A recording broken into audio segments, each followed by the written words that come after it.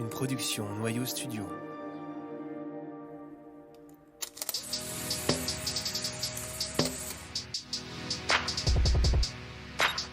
Vous écoutez Vision, un podcast sur la photographie contemporaine.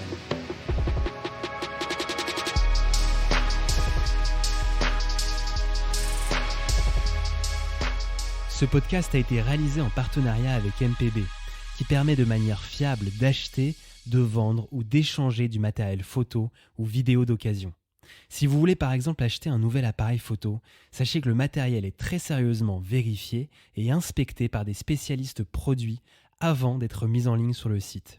Si vous voulez vendre votre appareil, vous pouvez faire estimer le matériel directement sur le site mpb.com. Vous avez aussi la possibilité de faire reprendre ou d'échanger votre matériel usagé. Le site est franchement bien fait, c'est complet, ça enlève beaucoup de stress autour du matériel quand on est vidéaste ou photographe. Le lien vers le site est dans la description et également sur notre site. Je vous souhaite quant à moi une très bonne écoute.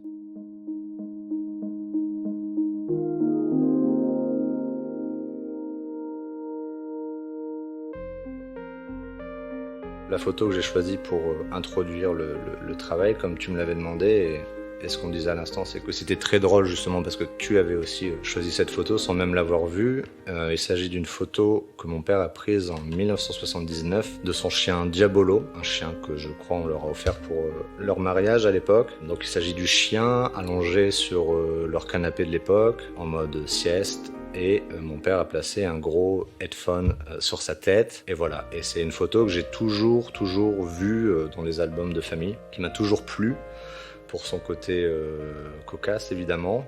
Et c'est une photo que j'ai redécouvert finalement. Alors peut-être qu'elle m'a inspiré à l'époque et je le savais pas, mais en tout cas, en la revoyant aujourd'hui, bien des années plus tard, je dois quand même admettre qu'effectivement, il y a dans cette image énormément de choses qu'on peut retrouver dans mon travail aujourd'hui, à savoir ce petit côté espiègle, mais aussi une certaine tendresse et la présence de l'animal aussi, qui est quand même quelque chose qui se retrouve souvent dans mes images.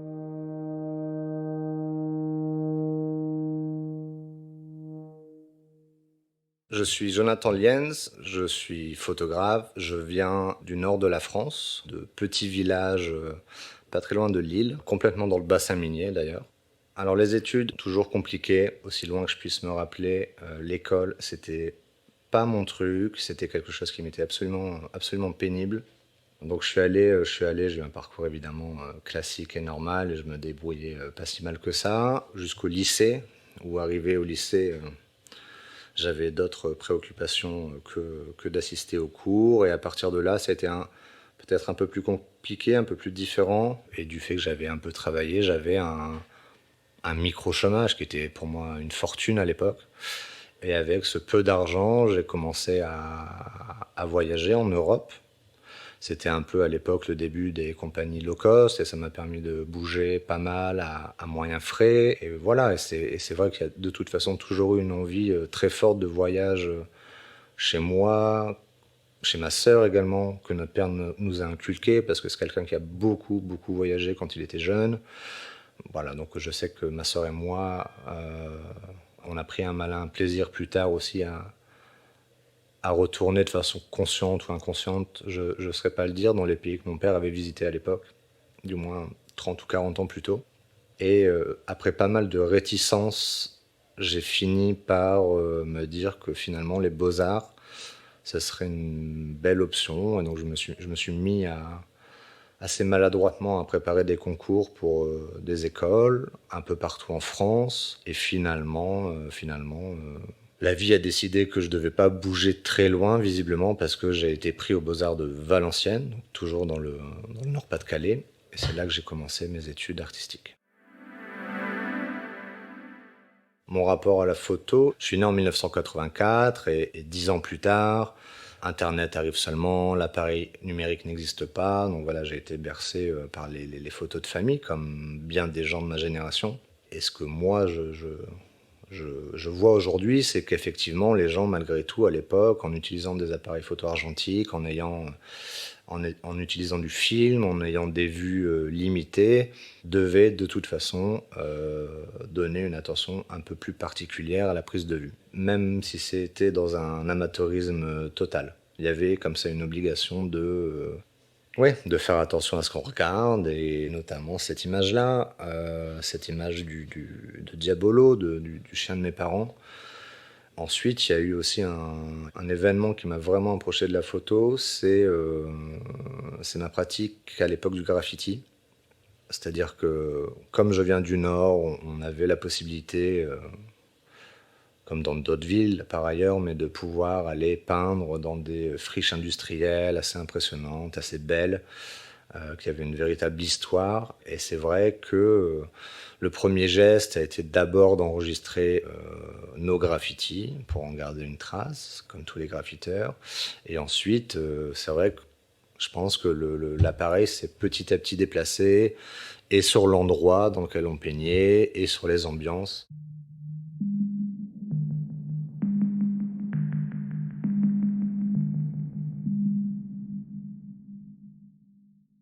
En 2007, j'arrive aux Beaux-Arts de Valenciennes. Donc j'ai déjà à ce moment-là quelques petites années de photographie, mais qui sont, disons-le clairement, complètement amateurs. J'ai absolument aucune notion d'histoire de la photographie. Je ne sais absolument pas ce qui s'est fait avant. Les seuls que je connaisse à l'époque, via un ami, c'était les bêcheurs. Et c'est vrai que ça rejoint l'histoire industrielle du nord de la France. C'est aussi celui qu'on peut retrouver dans la région de Düsseldorf, où ils ont fait la plupart de leurs images. Et leur façon de photographier, d'assembler et de rendre sculptural tous ces paysages. Un véritable coup de cœur. Donc quand j'arrive en 2007 aux Beaux-Arts, voilà, c'est un peu mon seul bagage culturel photographique. Et aux Beaux-Arts, bien qu'intéressé par pas mal de médiums, j'ai un enseignant, Philippe Bazin, qui est connu pour pas mal de boulot en France, et notamment ses portraits à l'époque de nouveau-nés et de vieillards. Et Philippe, c'était un docteur avant d'être photographe, donc c'était quelqu'un qui avait j'imagine de par sa formation, une espèce qui était très carré, voilà, qui donnait beaucoup d'importance à l'histoire de la photographie, dont il connaissait absolument tout. Et donc c'est vrai qu'à ce moment-là, c'était une véritable mine d'or pour moi. Ça a été... et c'est à ce moment-là vraiment que j'ai appris tout ce que je pouvais savoir, que j'ai découvert tout ce que je pouvais découvrir en photographie. Et donc ça a vraiment été la pierre angulaire dans ma pratique photographique. D'ailleurs, je date l'entrée aux Beaux-Arts, ma pratique de la photographie, parce qu'elle est à partir de ce moment-là conscientisée et travaillée. Et voilà, j'estime que c'est depuis 2007 que je suis photographe, dans l'esprit du moins. Il faut savoir que Philippe Bazin, il avait fait l'école de la photographie d'Arles, je ne sais plus quelle année, mais dans les premières années de l'école. Donc à la fin de mon diplôme, qui s'était très bien passé, moi je pense que je voulais me reprendre un petit peu de temps pour moi, et après en avoir discuté avec lui, on a estimé, lui surtout d'ailleurs, que toute la préparation du diplôme était finalement la même préparation que celle du concours d'entrée d'Arles, et que ce serait dommage de ne pas surfer sur ce mouvement-là. Donc c'est ce que j'ai fait, j'ai préparé le concours et je l'ai eu. Je suis donc rentré à Arles en 2010.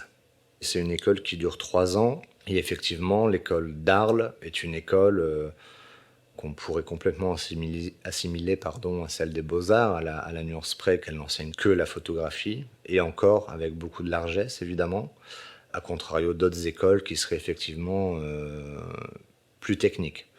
Donc ce mélange effectivement Beaux-Arts et école d'Arles, qui est une école d'art, fait que je me considère comme un artiste. Je me suis présenté tout à l'heure comme photographe, parce que c'est vrai que c'est devenu mon médium de prédilection et celui dont je vis aujourd'hui, mais c'était un peu peut-être une erreur, car quand il m'est donné l'occasion de me présenter, je me présente comme artiste.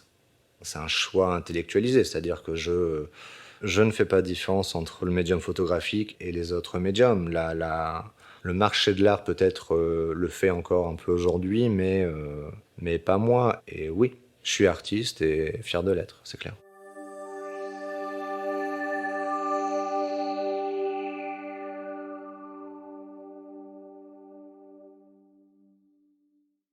Il y a vraiment une différence entre mon passage des Beaux-Arts et l'enseignement de Philippe Bazin, où il y avait un vrai travail de série, très cadré. J'ai adoré, je pense que ça a été la meilleure façon d'apprendre, mais il est vrai qu'en arrivant à Arles, et je m'en souviendrai, je pense, toute ma vie, car on me l'a bien reproché, j'ai eu littéralement l'envie d'ouvrir les robinets. Pour la première présentation de mon travail au sein de l'école, j'ai dû présenter 90, 100, 120 images au mur, tout mélangé, parce que je voulais justement montrer qu'il y avait une diversité dans mon travail, qu'il y avait une écriture, peut-être pas aussi affirmée qu'aujourd'hui, mais qu'il y avait une écriture. Et ça faisait pas sens pour moi de la contraindre à des séries ou à des formats ou à des sujets.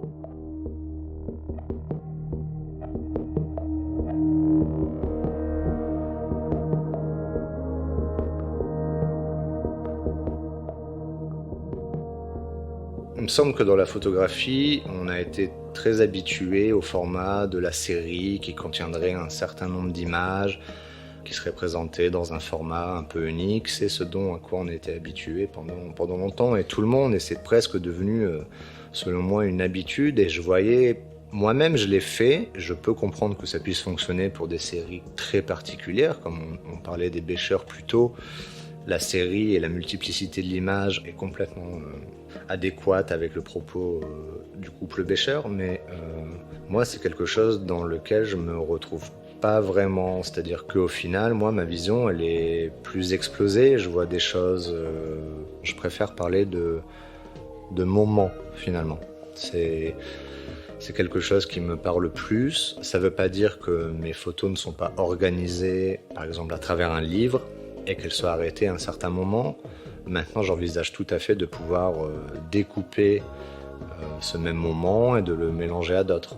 La série, c'est vraiment quelque chose dans lequel je me retrouve pas. Je trouve ce concept trop contraignant finalement. Je me sens beaucoup plus à l'aise quand je tombe sur le travail de quelqu'un qui va m'emmener dans des époques différentes, des endroits différents, pourquoi pas avec des formats différents. Voilà, la vision du monde que j'éprouve moi, elle ressemble à ça. Et elle n'est pas normée, et elle n'est pas carrée, et elle n'est pas sérielle, et elle ne tient pas en 10 images.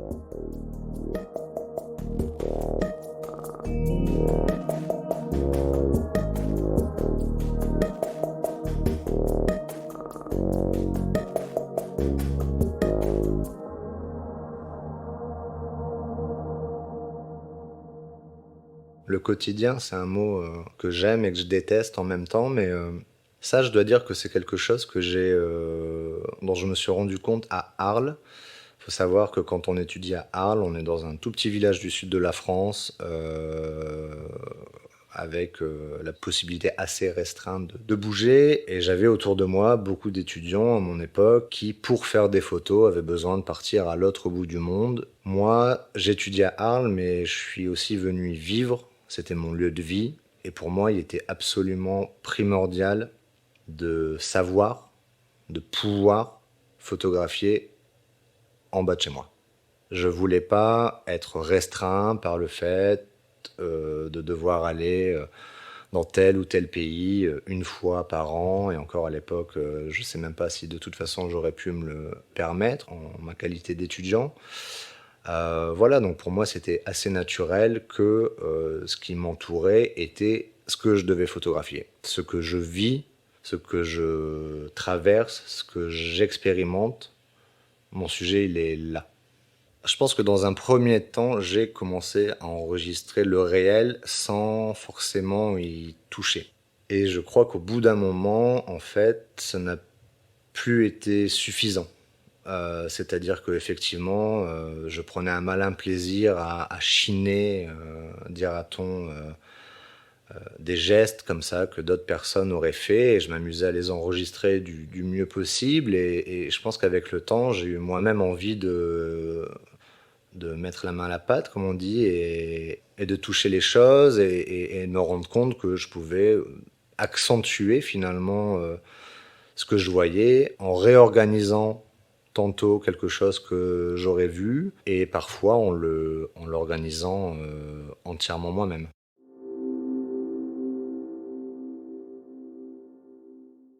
La question du flash, effectivement, je pense que c'est aujourd'hui quelque chose qui est extrêmement présent dans mon travail. C'est plus quelque chose, je pense, qui s'est imposé à moi qu'un véritable choix. C'est-à-dire que j'étais arrivé à un moment où, en fait, voilà, l'idée c'était plus de prendre la photo, mais de la faire. Et le flash me permettait un certain artifice qui fait que si je prends une photo en intérieur ou en extérieur ou d'un sujet extrêmement banal, ouais, je crois que ça vient créer une espèce d'artifice. Il y a comme ça d'un coup cet éclairage qui n'existe pas au moment où je vois la scène que j'ai envie de photographier. Et je pense que ça me permet de plus encore de figer cet instant et me l'approprier. Je me souviens qu'il y a quelques années, j'étais en commande à Londres pour Hermès et je devais notamment dans la commande faire le portrait d'un peintre qui travaillait lui aussi pour Hermès à ce moment-là. Et donc je suis allé chez lui, je l'ai photographié et donc j'utilisais comme à mon habitude le flash et à un moment, ce monsieur s'arrête et me demande pourquoi j'utilise le flash parce qu'il me dit mais tu vois là ce que je suis en train de voir avec la lumière à ce moment-là, c'est plutôt comme ça, il y a des ombres, c'est plutôt ceci, c'est plutôt cela. Et c'est vrai que je lui ai répondu bêtement qu'effectivement, je n'étais pas en train de prendre une photographie de lui, mais que j'étais en train de fabriquer une image de lui et que j'apportais moi ma lumière chez lui. En gros, c'est ça, tu vois.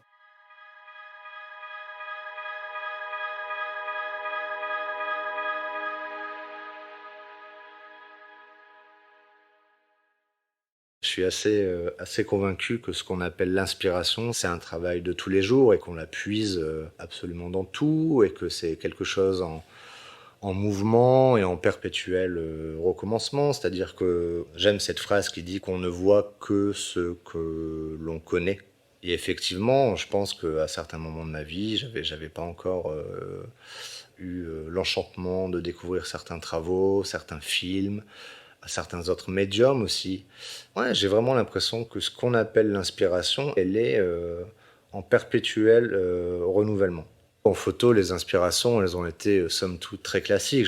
Moi, je me suis très vite, par exemple, et je pense que ça n'étonnerait personne, je me suis très très vite retrouvé à aimer William Eggleston, parce que justement, c'est quelqu'un qui photographiait en bas de chez lui, qui photographiait quatre ampoules ou trois canettes ou un bout de voiture. Et il avait une maîtrise de la composition telle que tout devenait un enchantement à regarder. Il y a eu beaucoup à l'époque, je crois, dans les premiers temps, beaucoup de photographies de rue, même si c'est quelque chose dont je me suis éloigné très rapidement, mais j'ai toujours eu un grand faible, je dois dire, pour l'espace urbain. Ça doit venir certainement du graffiti. Est-ce que ça vient du fait que j'ai grandi à la campagne et que la ville m'a toujours fait particulièrement envie? Voilà, je pense pas avoir pratiqué une photographie de rue vraiment. Je m'y suis essayé un peu plus jeune, mais ça correspondait pas non plus à ce que je voyais. Je ne voyais pas que ça non plus. Et je pense à Winogrand notamment, dont j'aime l'espièglerie énormément. Et un de mes plus gros coups de cœur en photographie un petit peu classique comme ça, ce serait Edward Weston. C'est quelqu'un, j'ai toujours apprécié le boulot. J'aime pas tout, j'aime beaucoup moins par exemple les nus qu'il fait, mais je dois quand même admettre que les photos sont vraiment intéressantes. Je ne peux qu'aimer un mec qui en 1930 a photographié un toilette et des poivrons juste pour leur qualité esthétique. J'adore le geste, j'adore la façon de regarder. Au niveau de mes influences, je pense qu'elles sont... je sais même qu'elles ne sont pas que photographiques. J'ai un attrait pour la sculpture qui est très grand, qui n'est pas une surprise d'ailleurs. Je pense qu'on peut retrouver ça dans mes images. Et c'est vrai que je suis pas du tout attiré que par la photographie. La photographie, c'est le médium avec lequel je me sens bien, avec lequel je me sens à l'aise, avec lequel j'arrive à faire des choses qui, moi, me semblent intéressantes. Maintenant, je dois avouer que je prends beaucoup plus de plaisir à aller voir une expo d'un sculpteur et de certains peintres plutôt que d'aller voir une exposition de photographie.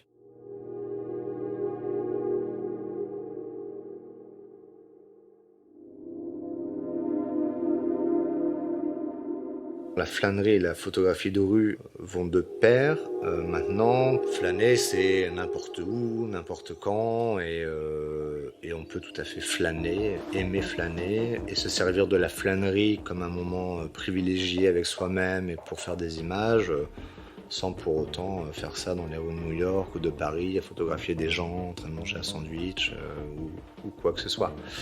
Mais je pense que la flânerie, elle est effectivement liée à la photographie, parce que je pense que le photographe doit rapidement sortir de chez lui, mais je pense que la flânerie, c'est un concept qui est bien au-delà de l'art et de la photographie. Flâner, non, mais flâner, c'est super, c'est vraiment le meilleur moyen. C'est-à-dire flâner, c'est ne pas chercher.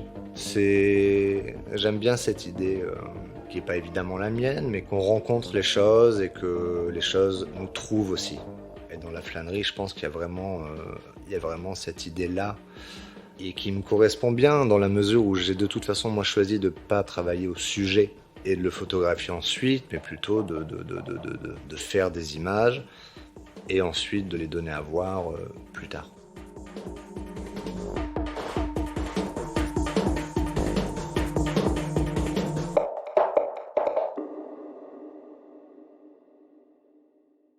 Pourquoi je photographie pas d'humains? Je crois pas qu'il y ait de raison particulière, je crois pas qu'il y ait de choix. C'est pas quelque chose que j'ai choisi comme ça de faire ou de ne pas faire. Je pense que c'est quelque chose d'assez naturel. Peut-être que je suis pas assez à l'aise avec les gens pour les photographier aujourd'hui.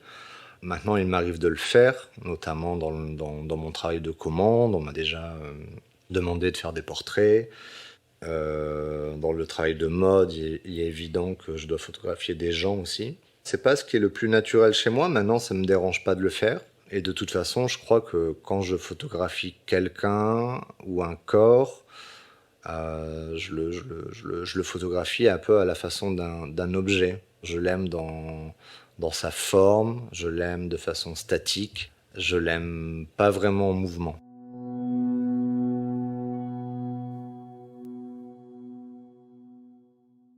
Il y a beaucoup de photos dans lesquelles je tiens moi-même des objets, mais je dois dire que c'est bien souvent pour une question tout à fait pratique. C'est-à-dire qu'au moment où je photographie un objet, j'ai bien souvent rien avec moi et qu'il faut absolument que je pose cet objet quelque part, et la seule chose que j'ai à disposition, c'est la main qui ne tient pas l'appareil photo.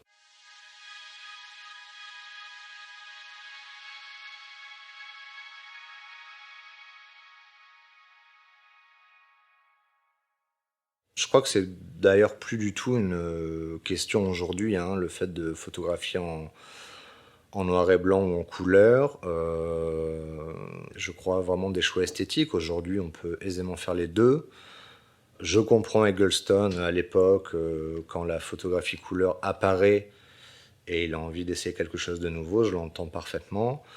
Bon, voilà, aujourd'hui, on n'en est plus là,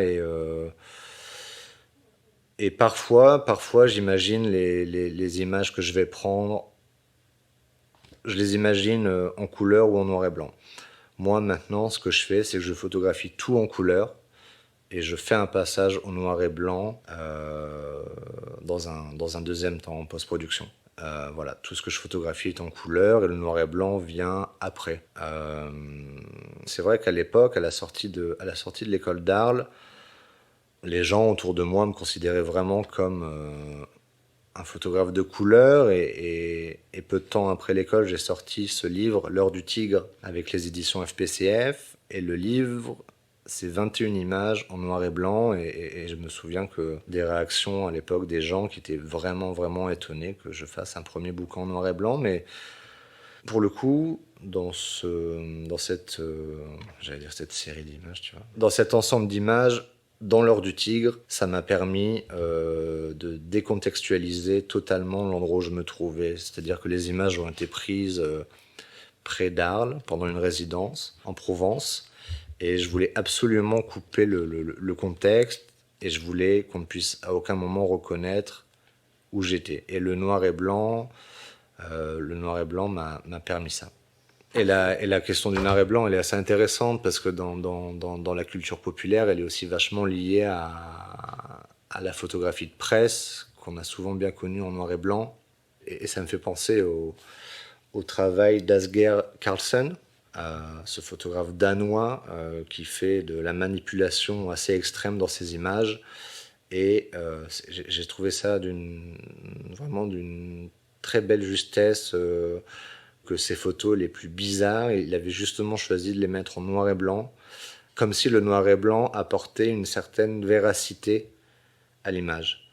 Alors qu'au premier coup d'œil, on voit bien que ces images ont été manipulées à l'extrême. Et voilà, c'est un exemple d'utilisation du noir et blanc contemporain, je trouve vraiment, vraiment intéressant. À côté de ça, l'utilisation du noir et blanc pour l'utilisation du noir et blanc, pour quelque chose qui serait de l'ordre de la nostalgie, ou c'est quelque chose que je trouve absolument pas du tout intéressant.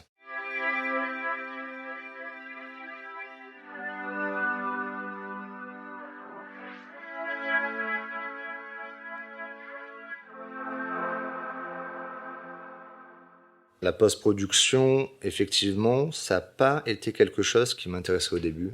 Moi, je suis vraiment un enfant de l'entre-deux siècles, c'est-à-dire que j'ai commencé et j'ai appris la photographie à l'argentique. J'ai commencé à développer des photos au labo noir et blanc. Je veux dire, quand j'ai commencé la photographie, le numérique existait même pas. Donc on était assez limité techniquement. J'ai gardé un peu de cette époque cette envie de continuer à photographier au film, quoi qu'il en soit. Maintenant, c'est vrai que cette pratique de la photographie au film, je la vis avec mon époque. Et je me suis complètement moins éloigné des labos photos. Euh, J'aime photographier encore au film parce qu'il y a toujours cette latence entre le moment de la prise de vue et sa découverte qui, je trouve, est toujours est l'essence presque même de la photographie, selon moi.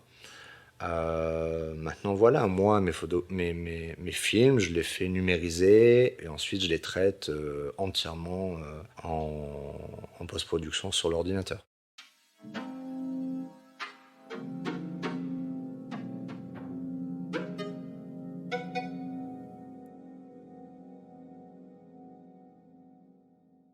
Ce que je photographie, c'est une façon pour moi quelque part, de me l'approprier, de le faire mien.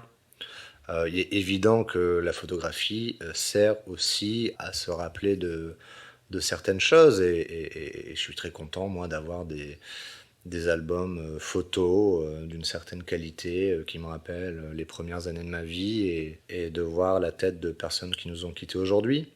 D'ailleurs, je crois que les enfants d'aujourd'hui n'auront d'ailleurs pas la chance d'avoir ces albums photos. Ils auront que des petits fichiers d'iPhone 4 de leurs premières années de naissance. Et c'est vrai que c'est assez malheureux. Non, je pense qu'il y a plusieurs statuts à une image, c'est-à-dire qu'il y a l'image qu'on prend sur le moment et qui existe peut-être l'année d'après dans une exposition, dans un livre. Et puis il y a l'image qui a été prise il y a 10 ans et qui d'un coup devient quelque chose d'autre, ne serait-ce que pour nous. Effectivement, le temps, je crois, donne à la photographie un autre visage. On revisite, même un objet qui aurait été photographié 10 ans plus tard, effectivement, on ne peut pas regarder l'image de la même façon que si on la voyait l'année de sa prise de vue. Voilà, donc il y a, je crois, mais c'est quelque chose auquel je réfléchis pas trop et que je maîtrise pas, mais il y a un côté, il y a une temporalité comme ça qui évolue avec les images.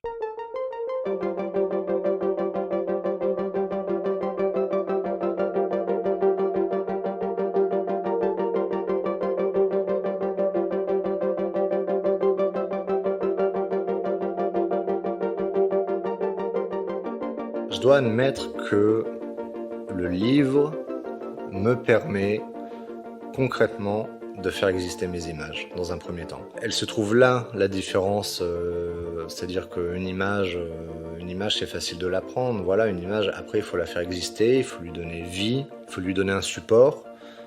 La question du livre, elle est assez évidente pour moi. Je te le disais, je pense que le livre convient à peu près n'importe quel travail photographique. On le sait tous depuis très longtemps, que le livre permet à la photographie de se révéler quelque part. Maintenant, il est évident qu'il y a livre et livre, et ce que j'aime moi particulièrement dans le fait de mettre mon travail en page, c'est d'abord de pouvoir le faire exister et qu'il soit, entre guillemets, distribué.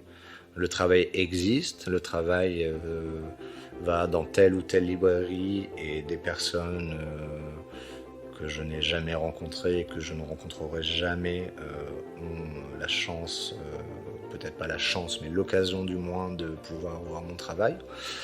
Et ensuite, il y a le côté collaboratif. Donc c'est vrai que moi, je suis certainement pas le premier à le dire, mais effectivement, la photographie, c'est un métier, c'est une pratique assez solitaire. Et moi, j'affectionne particulièrement le moment de mettre mes images à l'épreuve du regard d'autres personnes et de pouvoir concrétiser ça autour d'un objet qu'est le livre. Dans le livre Uncertain Life and Sure Death, qu'on a donc mon deuxième livre avec les éditions FPCF, il se trouve effectivement que toutes les images ont été prises dans 2 séjours en Inde, mais la question n'était pas du tout de mettre en avant le pays, et c'est d'ailleurs la raison pour laquelle on ne cite pas le lieu de prise de vue. C'est un véritable choix, parce que j'ai estimé que les photos avaient assez d'intérêt pour être regroupées dans un même ouvrage. Maintenant, je voulais pas faire photographe de voyage. C'est quelque chose qui, moi, je trouve est assez péjoratif. Je n'ai pas photographié un pays en allant là-bas. Je suis allé quelque part, j'ai vécu des choses, j'ai vécu des moments, j'ai expérimenté un territoire qui se trouve être l'Inde, mais à aucun moment le sujet n'était le pays, mais plutôt mon expérience à ce moment-là, dans cet endroit-là.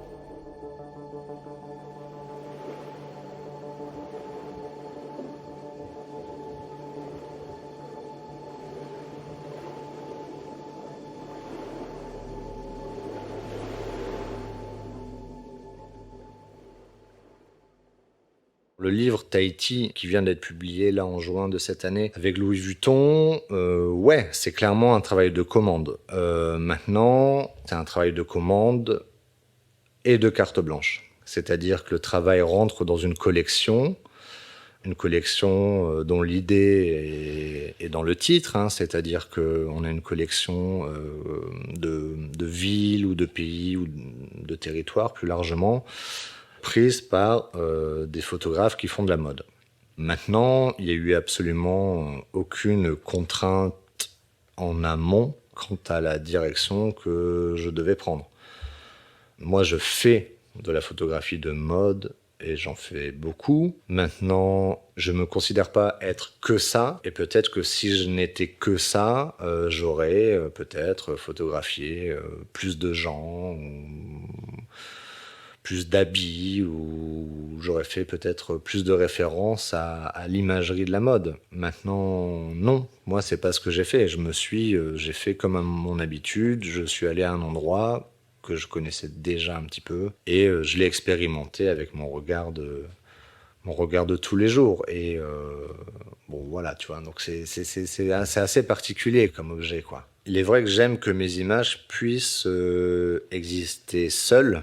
Maintenant, c'est vrai que si on prend le livre de Tahiti, il y a certaines images, si elles étaient décontextualisées, bon bah voilà, on serait certainement plus dans le sujet. Moi, ça me dérange pas, c'est-à-dire que je peux tout à fait extraire une de ces images et la mettre l'année prochaine dans une exposition qui n'aurait absolument pas pour thème ni le voyage, ni l'exotisme, ni Tahiti.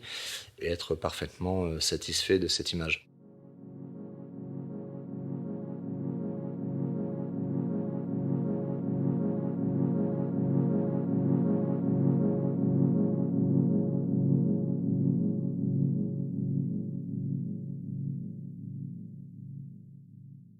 Alors, le travail de commande chez moi, ça a surtout été une rencontre. Ça a été une rencontre avec David Beau, qui est aujourd'hui mon agent. David, quand je l'ai rencontré, c'était en 2013, me semble-t-il, à la sortie de l'école, pendant un festival de photographie auquel je participais. J'y avais fait une résidence, j'avais fait un travail sur place, une résidence à Deauville, Planche Contact, dont le directeur artistique à l'époque était Patrick Rémy. Patrick me fait rencontrer David, ils sont amis. À l'époque, David fait partie du jury, aime mon travail et le défend. 5 années plus tard, David quitte l'agence pour laquelle il travaille, et ce que je comprends absolument, décide de monter sa propre agence, et à ce moment-là, qui fait appel à moi et qu'on décide d'entamer une collaboration professionnelle. Le travail de commande, il y a plusieurs aspects. Alors d'un côté, celui qui semble le plus évident, c'est le côté pécunier. Donc il est évident que faire de la photographie de commande, effectivement, c'est quand même pour gagner de l'argent. On sait tous à quel point c'est dur d'être artiste. On sait tous à quel point que si on n'a pas eu la chance d'avoir un appartement et de l'argent de famille, il faut trouver des moyens de se débrouiller, il faut trouver des moyens d'exister, des moyens de vivre, de payer son loyer. Il y a un aspect qui est beaucoup plus intéressant dans la photographie de commande que l'aspect seulement pécunier, c'est le fait qu'on soit amené à travers les commandes à aller dans des endroits et à rencontrer des gens qu'on n'aurait probablement jamais croisés dans la vie. Il y a aussi question de contraintes. Et ça, je pense qu'on le retrouve chez n'importe quel photographe. La contrainte, elle peut être pénible parfois, mais elle peut être aussi sacrément utile. Ça permet de se dépasser, ça permet de réfléchir autrement, ça permet de regarder autrement. Alors effectivement, parfois, c'est assez frustrant parce que la direction artistique sur un projet peut prendre le pas sur la créativité qu'on a voulu insuffler à un projet. Mais je dois dire que globalement, maintenant, avec mes quelques années d'expérience, j'apprécie beaucoup le fait que ça m'emmène ailleurs, en fait. Très simplement, ça ouvre de nouveaux horizons. Les commandes, elles peuvent être variées, elles peuvent être plurielles. La mode, c'est un aspect de ma pratique de commande. Et même la mode, c'est assez intéressant parce que c'est un monde, moi, duquel je viens pas du tout. Et aujourd'hui, je dois avouer que j'y prends beaucoup de plaisir parce il y a quand même à l'intérieur de la mode beaucoup d'aspects, beaucoup de choses à prendre en compte. Et je trouve ça assez exaltant. Et c'est vrai qu'en découvrant ce monde, je me suis aussi rendu compte qu'il y avait des choses vraiment, vraiment bien qui se faisaient. Je pense que j'avais beaucoup d'a priori. Alors, il y a évidemment toute une imagerie de la mode qui est, disons-le, assez futile, hein, où chacun va essayer de répéter ce que fait le voisin, parce que c'est très versatile finalement, quoi. Je veux dire, il y a dans la mode, il y a des modes et elles sont très présentes. Maintenant, à côté de ça, j'ai découvert des photographes, des artistes, des créas qui sont tout à fait étonnants. Et oui, je suis assez content de participer, de m'essayer à ça. En fait, si tu veux, aujourd'hui, ça fait 5 ans que je fais de la commande. Donc aujourd'hui, ça fait partie de moi. Tu vois, ce qui n'était pas le cas avant. Donc aujourd'hui, en fait, tu revois ta façon de penser 5 ans plus tard, quoi. Tu dis, bon, finalement, c'est quoi aujourd'hui ma pratique? Aujourd'hui, ma pratique perso, elle est impactée par ça. Et je savais qu'elle serait impactée par ça. Et des fois, je le vis bien, des fois, je le vis mal. Et en même temps, il faut bouffer. Et tu vois, et si t'as pas d'argent, il n'y a pas de projet perso. T'es plus à l'école, t'as plus d'aide, donc t'es obligé de générer de l'argent pour mettre en place tes projets personnels. Donc l'un nourrit l'autre. Et tous les photographes qui font ça savent à quel point c'est pas évident, surtout si on veut continuer à nourrir les deux. C'est-à-dire que si demain je décide d'abandonner ma pratique personnelle pour me consacrer à la commande ou plus particulièrement à la mode, ouais, je pense que quelque part ce serait plus simple, peut-être plus décomplexé aussi. Maintenant, moi je suis arrivé à la commande par mon travail personnel et ouais, j'ai l'intuition qu'il faut continuer dans ce sens-là.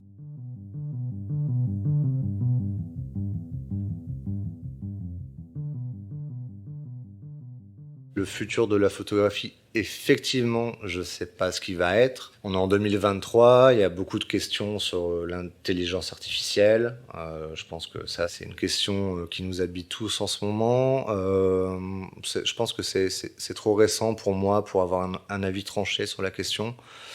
Je sais pas. En tout cas, ce que je peux souhaiter à la photographie et à ma photographie, c'est qu'elle reste en mouvement, qu'elle continue à être pleine de surprises et qu'elle puisse continuer à être variée et plurielle. Je crois que c'est ça que je lui souhaite.